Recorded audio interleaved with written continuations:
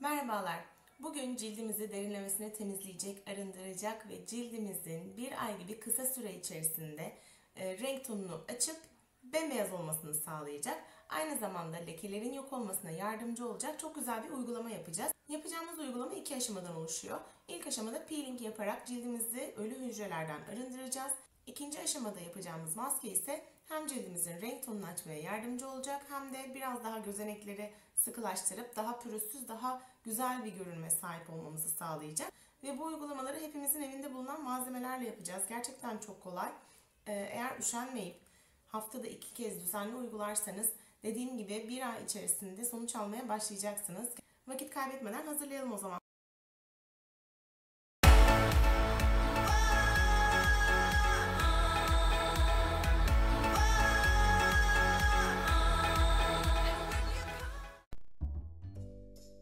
Öncelikle cildimizi maskeye hazırlamak için peeling uygulamasını yapacağız. Cildimiz bu şekilde derinlemesine temizlenip ölü hücrelerden arınmış olacak.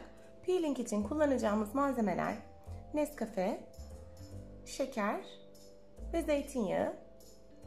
Temiz bir kabın içine 1 tatlı kaşığı Nescafe ekliyorum. Üzerine 1 tatlı kaşığı şeker ve son olarak 1 tatlı kaşığı zeytinyağı ekleyip güzelce karıştırıyorum. Peelingimiz hazır. Şimdi bunu dairesel hareketlerle yaklaşık 2-3 dakika kadar cildimize uygulayacağız. Fakat eğer hassas bir cilde sahipseniz bu işlemi daha kısa tutabilirsiniz.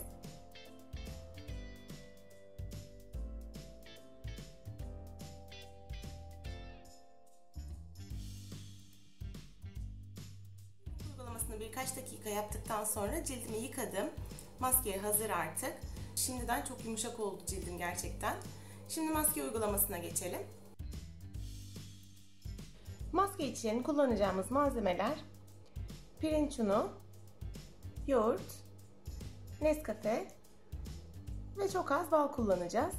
Önce kabımızın içine 1 tatlı kaşığı Nescafe'yi ekliyorum. Ardından 1 tatlı kaşığı pirinç unu.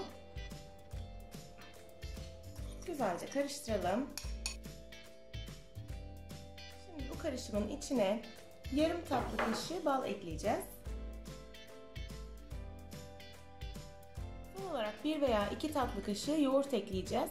Önce 1 kaşık ekleyip kıvamına bakacağım.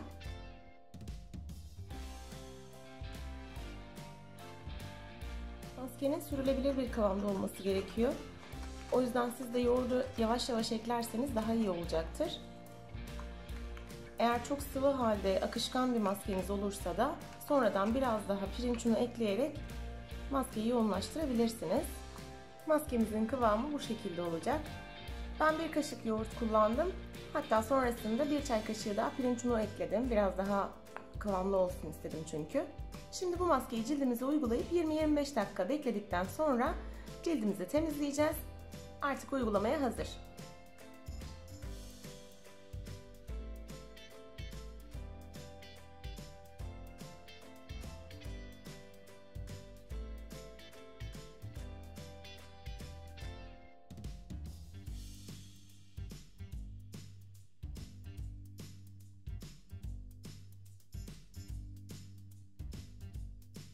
Nescafe çok zengin bir antioksidan kaynağıdır.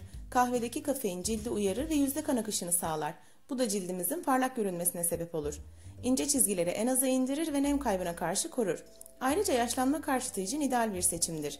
Kahve UV ışınlarının hasarını azaltmaya yardımcıdır. Bu nedenle çok fazla güneşe maruz kalırsanız veya güneşte cildiniz hasar görürse bu uygulamayı mutlaka deneyin.